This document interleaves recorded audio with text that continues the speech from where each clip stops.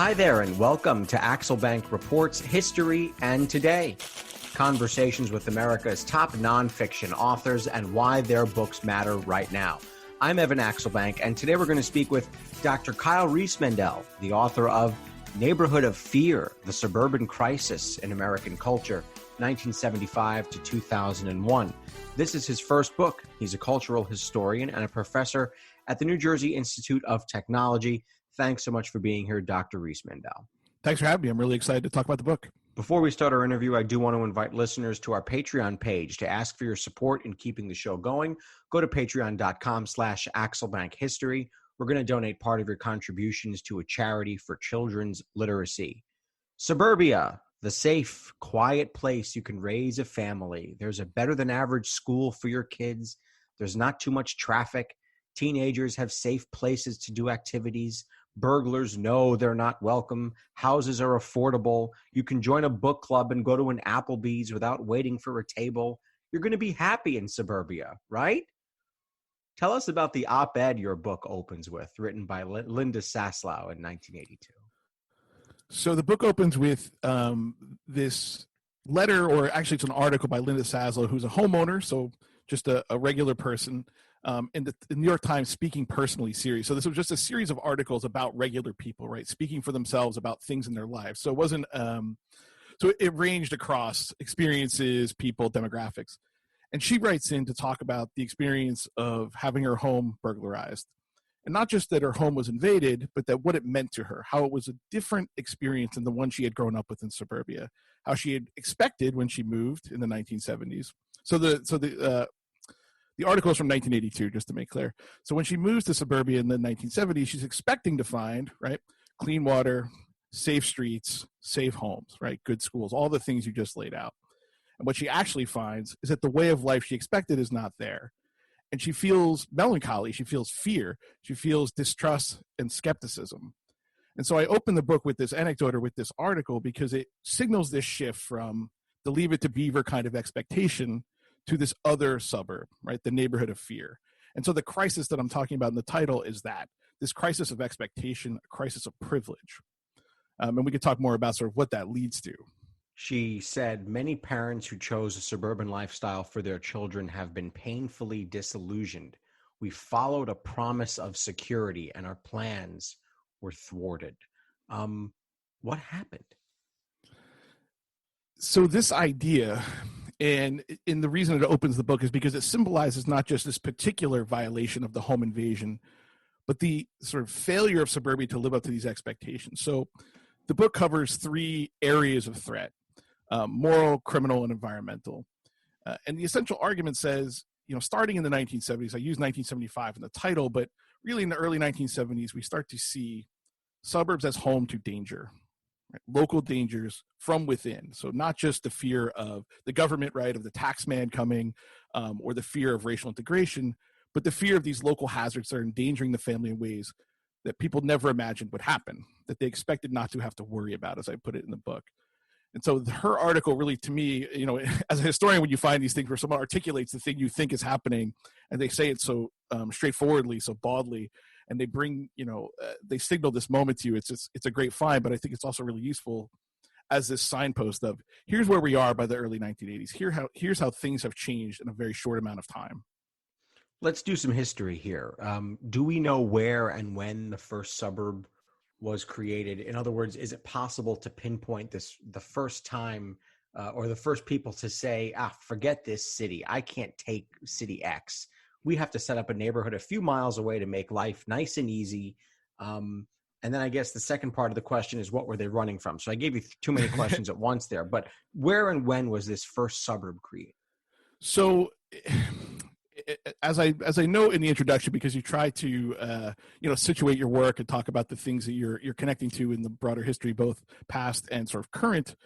So there really is no first suburb in that sense, right? That it's as much an idea as it is a place. So we sort of point to the late 19th century, after the Civil War, and to some degree during the Civil War, as a moment where wealthy Americans begin to leave cities, at least partially, usually during the summer, usually vacation communities, usually as a respite, right? So explicitly a respite from the danger of the city. Again, the kinds of things we were talking about. So clean air and water, right? This kind of 19th century notion of the bucolic nature, bucolic qualities of nature to cure you of your urban ills. You're away from poor people, you're away from immigrants, you're away from people of color. And so these communities start in the mid to late 19th century and evolve into a lot of different manifestations of the suburb. So there's lots of historians who've done work on the sort of working man suburb, the railroad suburb, the self-built suburb. So all these different kinds of manifestations. So I think ultimately what I'm talking about is both that legacy, right, the sort of anti-urban and to some degree sort of expectation of safety and security as an ongoing legacy of the suburb from the 19th century.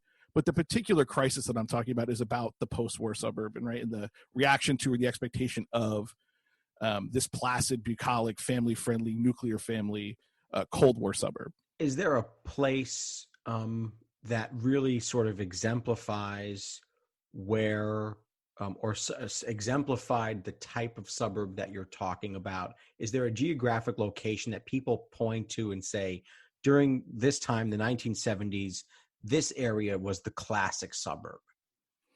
Yeah, so Levittown, the three Levittowns that are built in New Jersey, Pennsylvania, and Long Island are pointed to as sort of the symbolic suburb or the classic suburb, right, that represents this manifestation of post-war culture. So one is the focus on family and the sort of nuclear family rather than the extended family, that you were living in a single family home, disconnected from, you know, cousins, uncles, aunts, et cetera, the kind of urban network that you might otherwise be a part of if you stayed in, you know, Brooklyn or Manhattan, right?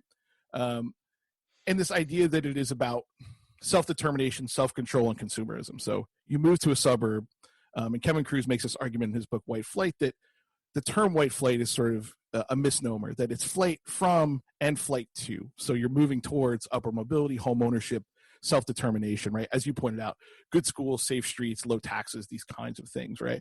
And it's oriented around consumerism in the midst of the Cold War, so that it's a venue or a stage for buying things and demonstrating your ability to buy things. The first, and we are gonna talk about that. I've got some questions about how consumerism is all tied into the idea of suburbia. But the first concept that your book explores is NIMBY, not in my backyard, as it relates to nuclear power. You say it's an expression of power by endorsing the need for a specific civic project like a nuclear power plant, but not wanting your own resources or space or your risk to be spent on it. Yes, and it's really this idea, I think, you know, in that quote or in what you just read, is the notion that suburbanites find themselves in this kind of politically powerful position to be able to say, yes, we need a thing. It's important to society, the nation, in all these ways. But we also can stay outside of politics by saying it endangers our family rather than I am against, in this case, nuclear power, that I have an ideological opposition to nuclear power. You know, you may be familiar with the no nukes movement of the late 70s and early 80s, right, which is about both nuclear weapons and nuclear power, where suburban homeowners are saying, I don't really care, right? There's this op-ed letter from this guy, Francis Brady, in the New York Times about the Shoreham nuclear power plant on the North Shore of Long Island that says, I really don't care, right? He literally says, argue about it somewhere else. Partisans go, leave. Ideologues leave. What I care about is that it's not here, right? So, and when they're victorious, they go back, right? They don't join up. They don't join this larger global movement against nuclear power. They go home and are victorious. And they say, we understand why nuclear power might be needed, but we just don't want it here. Was there a place where this happened and kind of all came together as one and exemplifies perfectly the battle we're talking about? Yeah, so that Shoreham example, I think, is the one that I highlight in the book, and I highlight it because I think it best articulates these values in the process, right? So what I'm trying to get at with NIMBY is not simply that it is an expression, but it's a political stance and a process, right? That to say not in my backyard means a bunch of things, and it leads to a bunch of things. So the Shoreham nuclear power plant is sited and built between basically the late 1960s and into the 1980s on the North Shore of Long Island. But it never actually operates. It never produces a watt of power because of the local resistance to the plant. It's the only plant to have this happen. And it's because these constituents and these consumers say, sure, we'd like lower bills, but we're more interested in protecting our homes. And if you're a politician who supports Shoreham, we're not going to vote for you. And so you see, I detail in the chapter, a number of politicians who flipped their position to gain favor to be elected, right? Local politicians and state politicians, including Mario Cuomo, who say, they were pro-nuclear power, pro the idea of energy too cheap to meter. But when these constituents said, well, we won't vote for you, they switched. And if they didn't switch, they were voted out of office. How did suburbanites accumulate this political power? So this is the larger story of post-war suburbia that a number of scholars, particularly the New Suburban History, have outlined, right? So in essence, it is the movement of the population, right? So moving out of cities and lessening their population powers, we see with gerrymandering and other things, and that's centering it on these constituents who vote and who are reliable blocks of voters around certain issues. So, the movement west, the movement out, into California as California becomes a political powerhouse in the 1960s and 70s. And you can see their politics are mixed, right? That it's not necessarily strictly liberal or strictly conservative, although it gives rise to the new right. But it is mostly a movement of populations and of voters who are, I guess maybe our parlance are a demographic that you can target more easily. Describe what you just used the term. Describe what the new right is and how they pushed for power to move from the national government to the local government and then to the homeowner, and what impact that had on the suburbs. Yes. So the emergence of the new conservatism or the new right is a relatively long political, I guess I was going to say battle, but that's not really exactly right. But it's the emergence of these political interests around a number of particular things that coalesce into national political visibility with the nomination of Barry Goldwater for president in 1964 and the eventual election of Ronald Reagan in 1980. But it is sort of in the midst of the Cold War is anti-communist. It is anti-big government. It is anti-civil rights. It is pro-religious values and religion in American life. It's pro-teaching of American history that is a triumphant narrative of domination and success of the continent, right? And so you see by the 70s emergence of groups that are anti-tax, anti-government, combining with the kind of cultural conservatism of a Jerry Falwell, the moral majority, to create this powerful coalition that is really taken advantage of by Ronald Reagan, or he's a product of, but he also is able to really motivate those people to vote.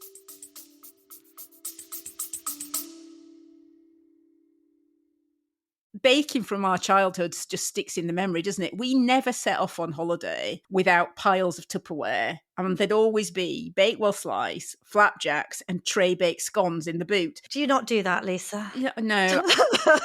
Sadly, I do not stack the Tupperware in the back of the car when we go off on holiday. Oh.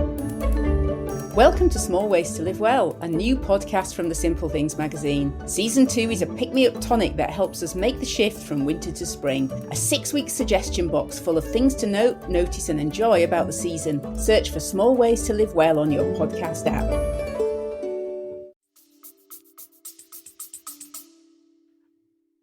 Another topic your book explores extensively is the idea of suburbia as an acknowledgement of defeat. And I didn't even think about it, until I read your book, but when it comes to home alarms, to neighborhood watch, to surveillance cameras, it's a way for suburbanites to say sort of subconsciously, this is just the way things are. We aren't really in control. We need all of these things to protect this lifestyle. And I guess you might say, oh, well, that makes sense. Who wouldn't want an alarm on their home? But what you're really saying is you need that to feel A, mentally safe, and B, physically safe. Yeah, and I think that is the essence of what I'm trying to get at in the book is how do people who are powerful and privileged, who are at some level the most privileged, right? They are white, they are middle class, they're largely educated, they're upwardly mobile, they're courted as consumers and constituents, right? Things are turned towards them in American culture already. And yet, right, they feel this kind of persistent and often very real anxiety, right? And so this is the story I'm trying to tell in the book is in part about real material threats, that there are actual dangerous things that happen, right? The poisoning of children at Love Canal is real. The near meltdown at 3 Mile Island is real. The kidnapping of Adam Walsh and his murder is real. The epidemic of teen suicides in suburbs in the 1980s and 90s is real. The Columbine shooting is real. but they are sort of symbolic of epidemics that don't exist, but that lead to all of these behaviors and all of these anxieties that create, right, what I call the carceral suburb, these people who are both protecting themselves, taking control through all these measures, but also are every day aware of their endangerment. How did the new right then cultivate that fear that people living in suburbia had? So it is this sort of kind of classic dialectical relationship, right? That there is the emergence of law and order politics, the wars on crime and drugs in the late 1960s, which basically says, we must be extremely punitive to fight these wars, right? That coddling, quote unquote, coddling or rehabilitation, et cetera, through the criminal justice system doesn't work. What we need are harsh sentences, law and order, sort of repressive regimes, particularly in urban areas. And so at the same time, when you have people aware of home invasions in the suburbs, they are part of that story. They are now producing this idea that the streets are endangered, even when they may not be, right? And so the new rights sort of push, and it becomes actually a mainstream position. Paul Renfro's new book, Stranger Danger, about the connections between sort of childhood kidnapping epidemic and the carceral state gets at this idea really well, which is by producing this idea of endangered streets, it becomes this bipartisan issue that everybody wants to be tough on crime, right? Bill Clinton signs the 1994 crime bill. Joe Biden is a primary author, right? That this becomes a central position that we need more cops, streets are endangered, and the only way to fix it is this sort of repressive or authoritarian version of law and order. But that comes out of the sort of 1970s politics that's in reaction to urban unrest. My day job is as a TV news reporter, and so I interview people every day sometimes about things that happen in their suburban neighborhoods that are not so good, and oftentimes, and I hear this in the city too. I didn't think it could ever happen here. I hear that all the time. I never thought that could happen. You talk about the impact of the media in cultivating this sense of ongoing imperilment, and it's interesting because on the one hand, the media paints suburban neighborhoods as being safe. And on the other hand, the media is also responsible for fostering this idea that you're not safe in some ways. So I guess maybe the story that we can kind of put that all together in is the kidnapping of Adam that you just mentioned, and how this starts to foster the idea that even the most pristine neighborhoods aren't safe. But talk about the impact of the media on all this. So there's probably a version of this book that a media studies scholar would write that would be about that specific question, right? That the whole book would be through the prism of how does this sort of driven by the capitalist marketplace of the media, right? The emergence of the national media and the kind of media we deal with today. In my book, it's really about the reproduction of the threats, right? So that as these things get reported on, right, real things, right? Again, the materiality, the reality of these things that justify a response then get reproduced in any number of ways and often exaggerated. And I think they get exaggerated for the reasons maybe I'm implying in my previous statement, which is it sells newspapers, it gets eyeballs on TV movies, it gets eyeballs on television news, but it also, because of the particular fears they're reproducing, right? So again, in the midst of this cultural shift about what's happening in suburbs, how people feel, there's real anxiety about the family and the family unit, right? So coming out of the 1970s, the emergence of no-fault divorce, as I talk about in the book, the suburban hardcore punk documentary, The Decline of Western Civilization, right? And it's sort of tongue-in-cheek in a way, but it's also taken as very real by culture critics, right? The emergence of the cultural conservative movement is about the liberal culture that has destroyed the American family. So when Adam's story gets made into a television movie, it sort of ripples through the culture as we can't let this happen here. And this is a pervasive threat that we must be ready for, whether it's actually there or not. And so the media is there to reproduce and at some level exaggerate these threats, whether or not they exist. And often they're working from, flawed statistics, flawed stories. I'm sure you've probably reported a story that you had thought was lock solid and ends up being not, right?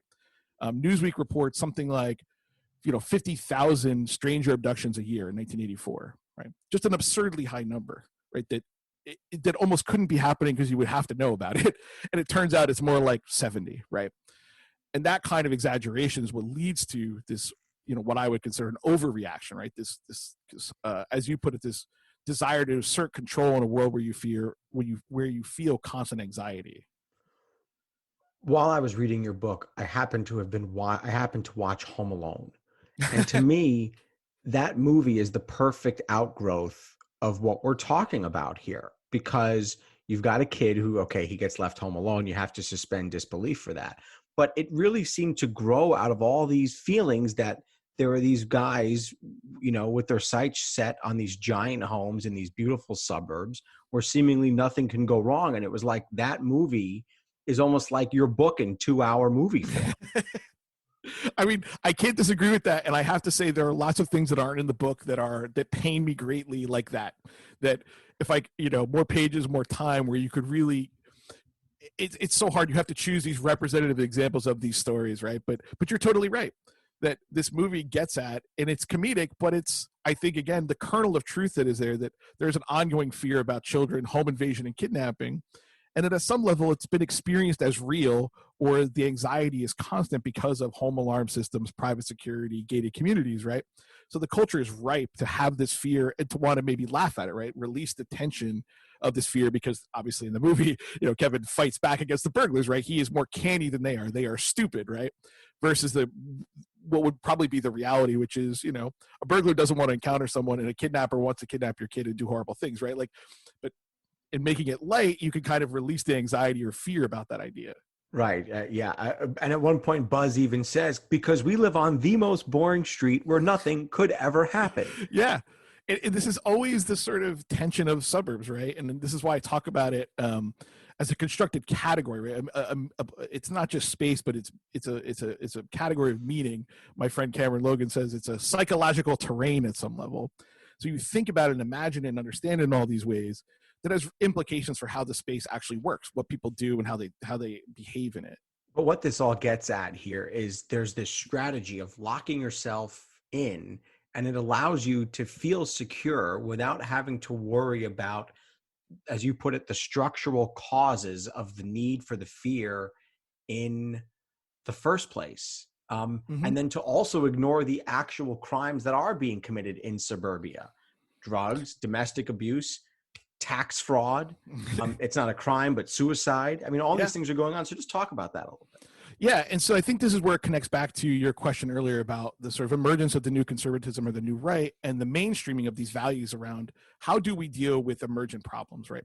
So, in national defense, it is a buildup of arms to defeat the Soviet Union. But domestically, it is devolution of power, that we're going to empower families and parents to make the right choices because they know best for their family.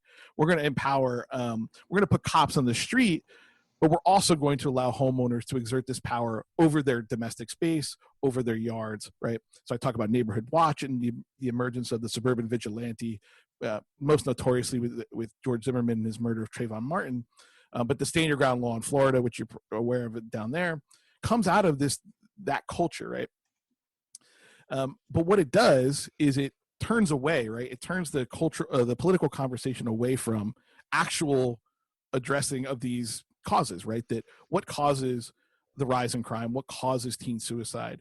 Why are we worried about the family, right? Like all of these things that could be addressed in some more structural way are not. And in fact, further demonizes the people. So it basically says white suburbanites, white teenagers are victims. And when things happen, there is some cultural cause we can point to that is not their responsibility, but that they can address. Whereas, right, urban crime is quite clearly a part of urban culture that's been demonized and stigmatized, forever. But, particularly since the unrest of the 1960s, that, the crisis of the black family and the sort of blaming of urban crime and urban unrest on the residents themselves rather than their structural conditions, right? The great symbol of suburbia, perhaps other than the house itself or the tree-lined street, is the shopping mall. And I want to ask, and it was fascinating to read about this in the book, but what starts to happen as these shopping malls become a refuge for teenagers? So let's talk about that too. But I also want to ask, what is the relationship between a place to foster middle-class consumerism and suburbia itself? So you're totally right? When you think of the American suburb, probably those two things come to mind, right? The single family detached house, right?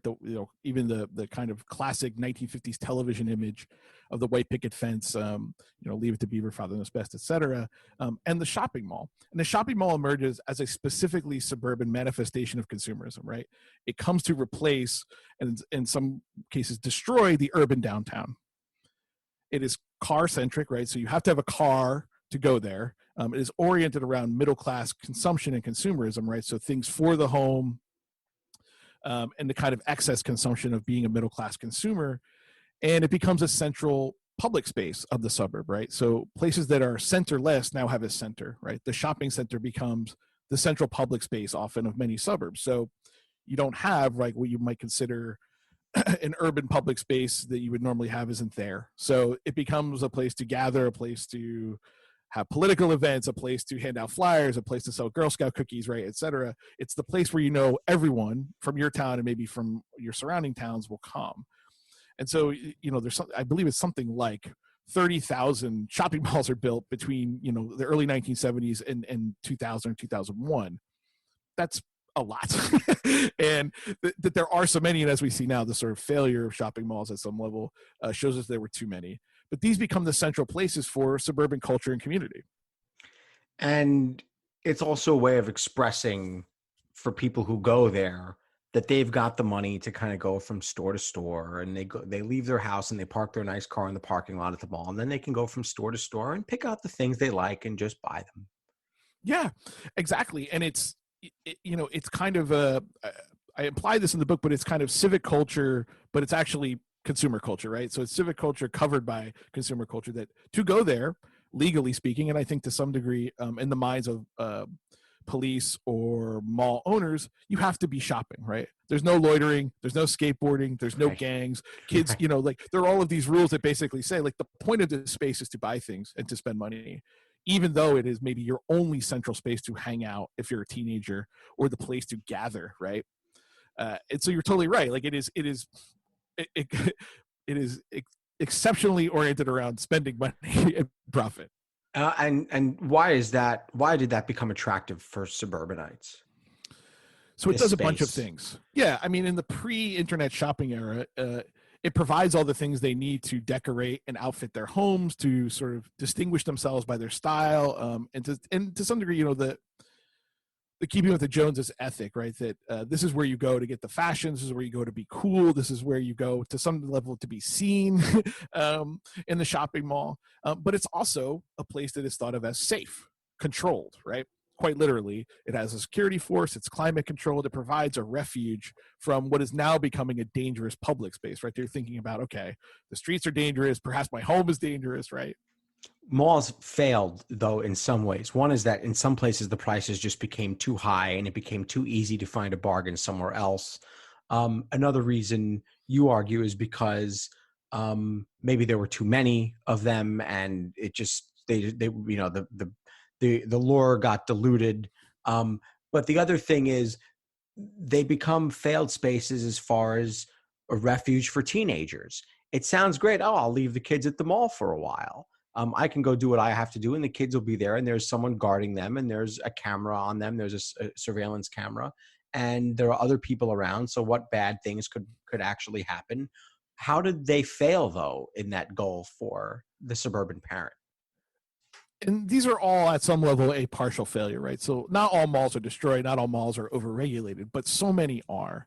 And so this idea again emerges that, okay, we've moved here, we're feeling unsafe, but I know that I can drop off my daughter and her friends to go see a movie, go get a slice of pizza. As one mom puts it in suburban Syracuse, right? I don't love it when all these teens hang out, but I know she won't get raped, right? And that encapsulates, again, the logic here of like, well, this is at least a safe space in this kind of fundamental way, even if what they're doing is misbehaving, loitering, even shoplifting, right? But as the notion of the mall gets tagged or stigmatized as a teen space, this drives away consumers, right? This disrupts the consumer ethic of the mall. This means that security is now focused on chasing groups of kids out. Stores are focused on preventing shoplifting. Other consumers don't want to be in places where teenagers are. And so it creates a much more strictly regulated environment that I argue in the book, and I think is borne out, is a shopping experience many people do not want, right? That they don't want to be surveilled in quite in this way. They don't want to think about this space in this way.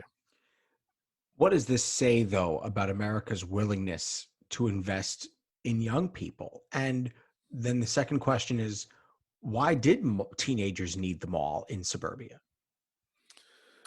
So, as I alluded to earlier, this idea of the crisis of the family that emerges in the 1970s and becomes a part of family values politics of the 80s and 90s is about teens. It's about proper citizenship, about raising moral citizens, right? That the whole point of the family, the whole point of the education system, the whole point of any kind of religious or moral belief, right, is to raise proper people.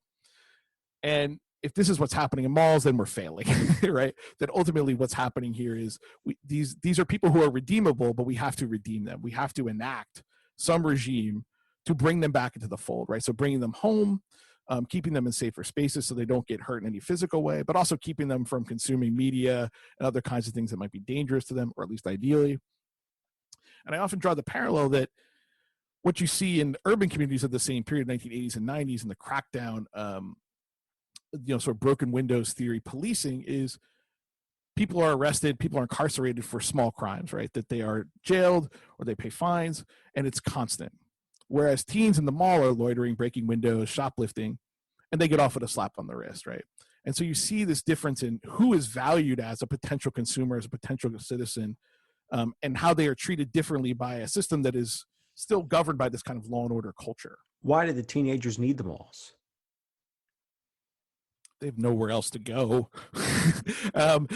They're stuck in a landscape that isn't really catered to them, even though it's designed for families. So the kinds of spaces that did exist. So I talk a bit about the recreation center, in the 1970s recreation center, the centers that get built in these suburban places end up being, magnets for teens and magnets for kids who misbehave, right? And so they get shut down, they get repurposed into community centers, into senior centers.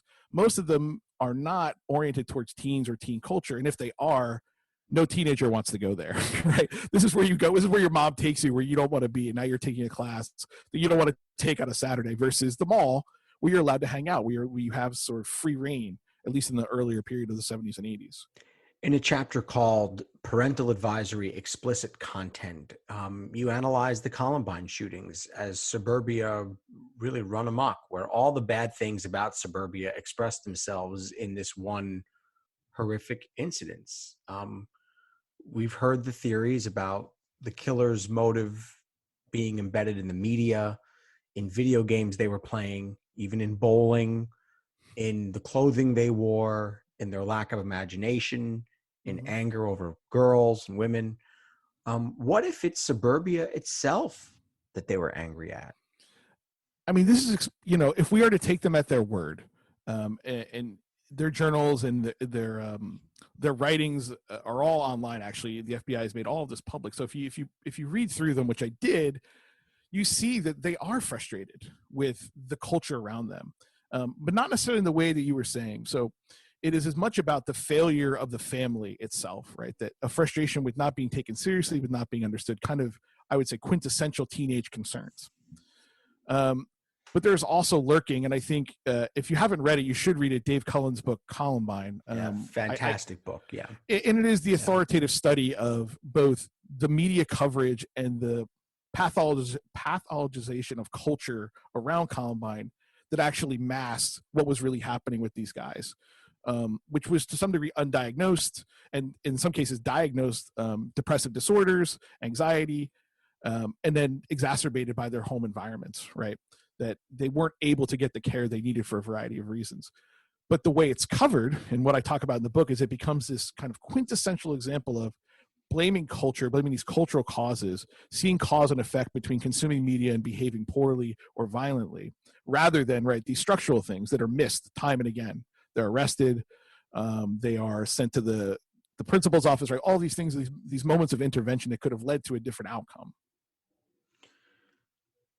Let's talk about the change that we see during the period your book covers, from 1975 to 2001. And so Columbine is involved in that. the rise and then the beginning of the fall of the rise and then the beginning of the fall of shopping malls. It's a tough sentence to say. No worries. The change of how crime is perceived in the suburbs.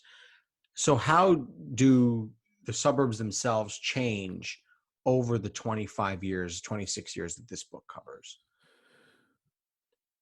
So one is the emergence of an era of fear, that there is real fear that is legitimated in the media, that you see and can point to an actual incident of these local things happening that you can legitimately be afraid of and act against.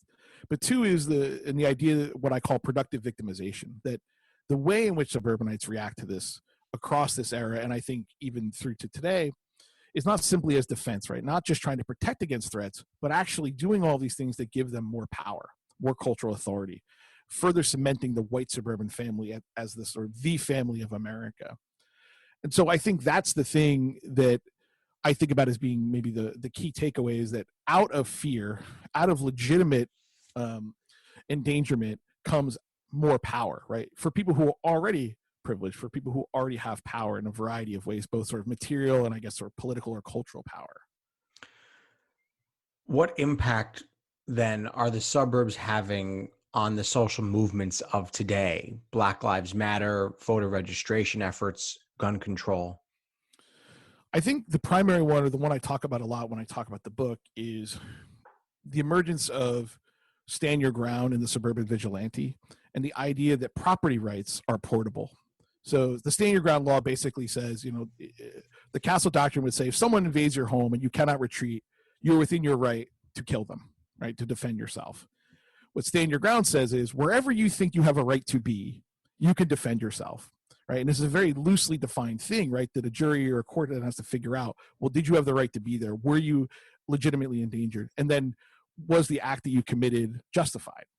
And so we've seen over and over and over again, and I think now 23 states have passed a version of Stand Your Ground, which is modeled on the Florida law, that for the most part, it is white people who are homeowners who are exercising their quote unquote right to dispense justice, right, outside of the criminal justice system, and feel as though they should, that this is a way to curtail the crime wave, right, in quotes, that doesn't actually exist. Another thing your book argues right towards the end is that the roots of 1990s suburbia lay the groundwork for anti-vaxxers, anti-global warming, expressions of privilege. Just explain that a little bit, and why you think that the 1990s are where these movements got their intellectual juice from.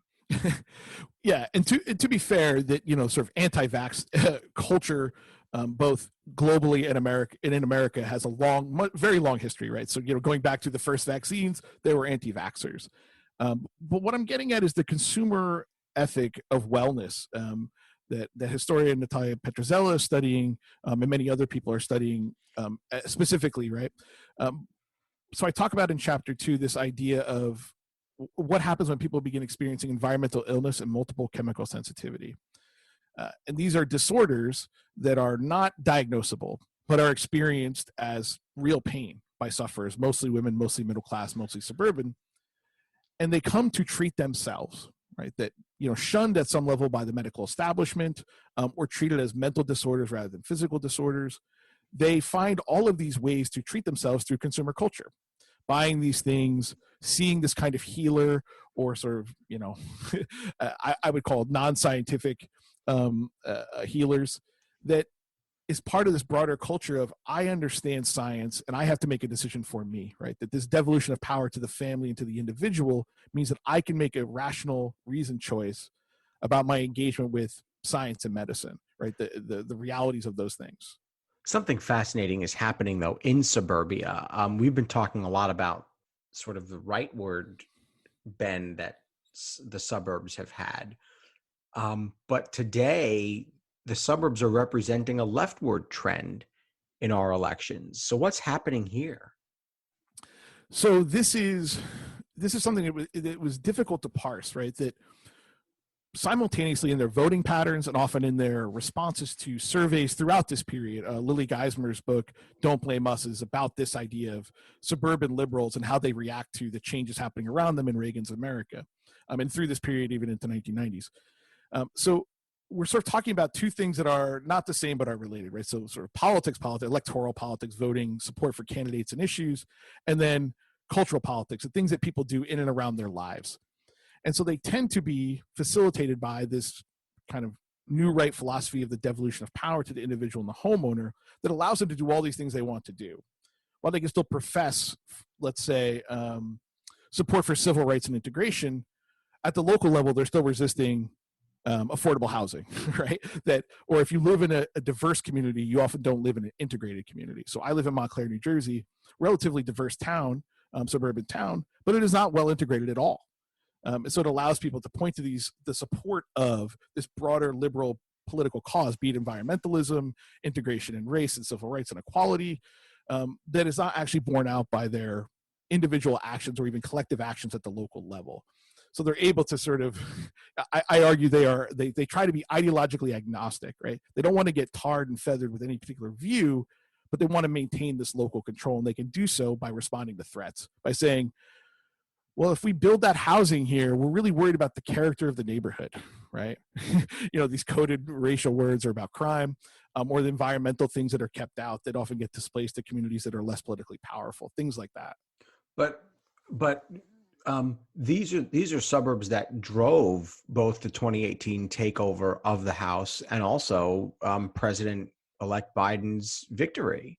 It's just a fascinating thing to see. So I would make the argument that they're not afraid of politicians.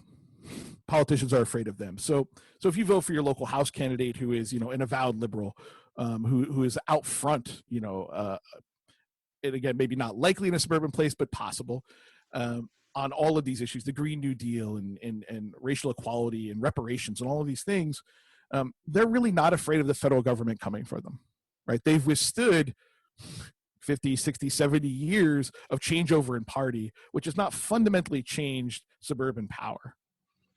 And so they don't really fear a Trump presidency or a Biden presidency. I don't think most suburbanites are really concerned with their property rights, their local schools, et cetera, under a new administration. So then voting for Joe Biden and their local liberal House member is an expression of?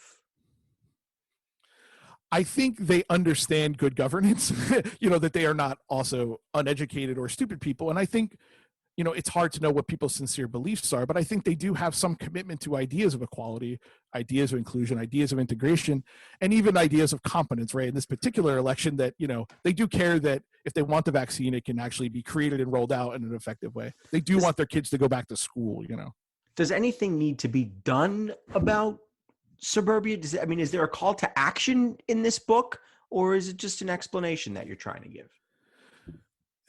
So, I tell my students all the time when they're doing research that, whatever they're doing is about them and now, right? The questions you're asking, the sources you look at, the things you want to understand are in some way driven by who you are, where you are, what you are, right? Where you're situated. And so I don't know that there's a call to action per se in the book itself, but I do think it lays out many of the ways in which power has been embedded in suburban communities in ways that is hard to untangle through traditional political means. And I'm not nearly the first person to say that, right? That activists in the environmental justice movement, activists in affordable housing, right? For years and years and years, mostly people of color, mostly urban, have been advocating for all kinds of solutions, right? One of the most difficult things is that you can change policies, but when it comes to ownership of property and where you live, it is very difficult to change where people live, right? And the choices they make in the quote unquote free housing market. So a lot of those things stem from, if you've looked at the Mapping Inequality Project, I don't know if you're familiar with this. There's this great digital humanities project that basically maps, the legacy of redlining into communities, right? That says, where do people live? Tell me your zip code. I can tell you what your median income will likely be in 20 years. I can tell you whether you're college educated. I can tell you your health outcomes and your likely how long you will live. And it can be different quite literally across a street because of who lives there and those resources they get. Is the future of America in the city, the suburb, the exurb, or in rural communities? as a historian, I hate to make predictions because we know that we're almost always wrong. That it's almost impossible to predict what thing will motivate the change that will happen, right? So, the pandemic being one of the many smart people were predicting a pandemic and that we should be prepared. But I think most historians would not have said, well, I'm going to hinge my analysis on the coming pandemic. I do think climate change is probably the one thing we can count on that will shape where people live and how they live. I'm not well versed enough to know what that means, other than people will probably move away from large bodies of water on the coast and have to move inland, and that might mean a different kind of housing policy and a relocation of people who have to figure out how do I attune myself to this place is not urban, is not dense, or how do we turn those places into maybe quasi-urban places, right? That the rural land that does exist, does it get built up by people fleeing climate change? Last question. Where did you come up with Accused Wizard as your Twitter handle? I've debated just changing it to my name. So I believe it was 2008 or 9. Ancient history already. I know, before I was finished grad school even and ever thought I'd really have any kind of career or anyone would care, or Twitter would even still be here. Uh-huh. I think on some, if I recall correctly, it's been a while, I had to put down, I was filling out a form and it asked for religion, and I just wrote down Accused Wizard because I thought it was a funny way to think about religious belief. And then I was like, you know what, that should be my Twitter handle. Okay, there we go. I thought maybe, I don't know what it was. Interesting. It's a funny idea to me that, like, you're not a wizard, but you're accused of being a wizard, and this is your, like, belief system or whatever. There you go. Love it. Dr. Riismandel, the author of Neighborhood of Fear, The Suburban Crisis in American Culture, 1975 to 2001. Thanks so much for being here. Thanks for having me. I loved it. Certainly check out that book and his website, Kyle Riismandel let me get that right. His website is kyleriismandel.squarespace.com. He's on Twitter @AccusedWizard. I do want to invite listeners to our Patreon page to ask for your support in keeping the show going. Go to patreon.com/AxelBankHistory. We're going to donate part of your contributions to a charity for children's literacy. And thank you for listening to Axel Bank Reports History and Today, conversations with America's top nonfiction authors and why their books matter right now. Be sure to check us out on Facebook, Twitter, and Instagram @AxelBankHistory. We update those with clips from the show, guest announcements, and book recommendations. We'll see you next time. Thanks.